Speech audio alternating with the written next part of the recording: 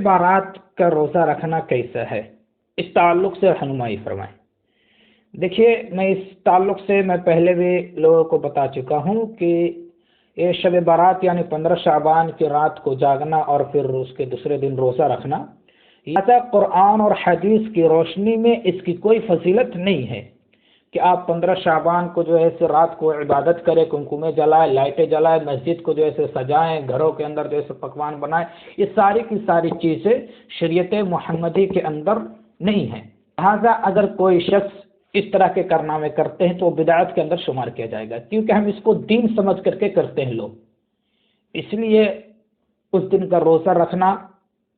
کوئی اجر و ثواب کا مستحق نہیں ہے۔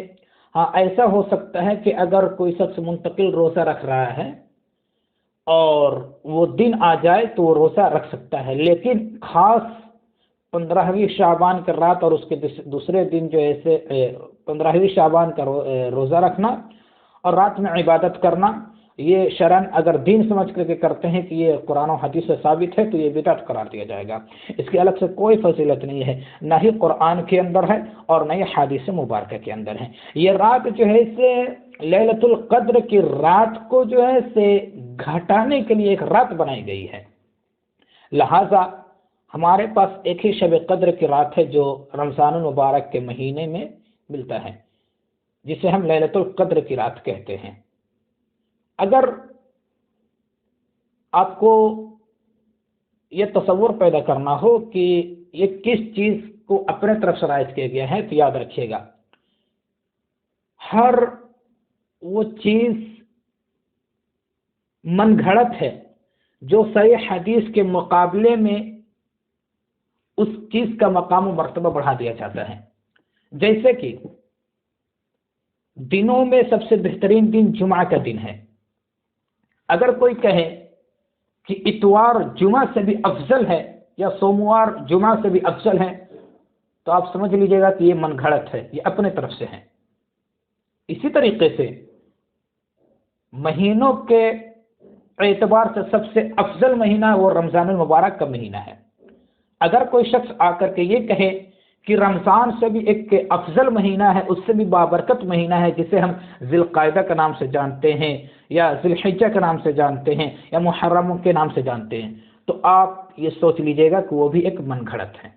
کیونکہ صحیح حدیث کے مقابلے میں جس کی فضیلت ہے اس سے دوسرے چیز کی فضیلت کو بڑھا دیا جانا یہ اپنے طرف سے رائج کیا ہوا عمل ہوتا ہے۔ اس کی تیسرا مثال یوں لے لیجئے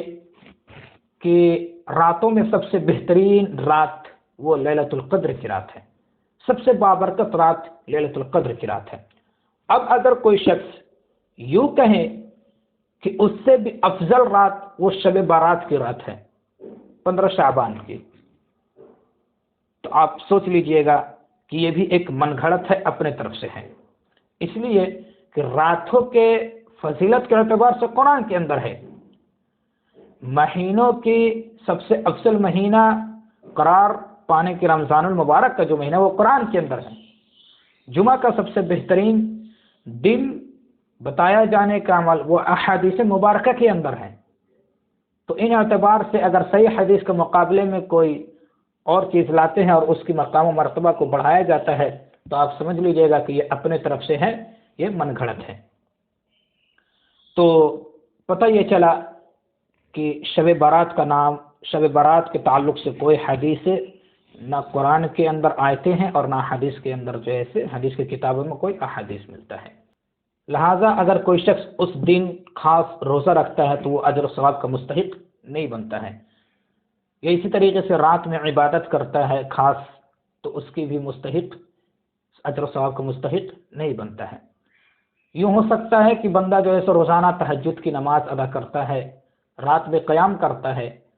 اور اس دن بھی اس کو شوق ہوا کہ میں تو روزانہ کرتا ہوں تو آج کیوں نہ، تو اس نیت سے وہ اس رات عبادت اور اس رات قیام کر سکتا ہے۔ لہذا اس رات کو خاص بنا کر کے اور وہ دن خاص بنا کر کے روزہ رکھنا اور وہ رات خاص بنا کر کے قیام کرنا، اس سے کوئی فائدہ نہیں، کوئی اجر و ثواب نہیں۔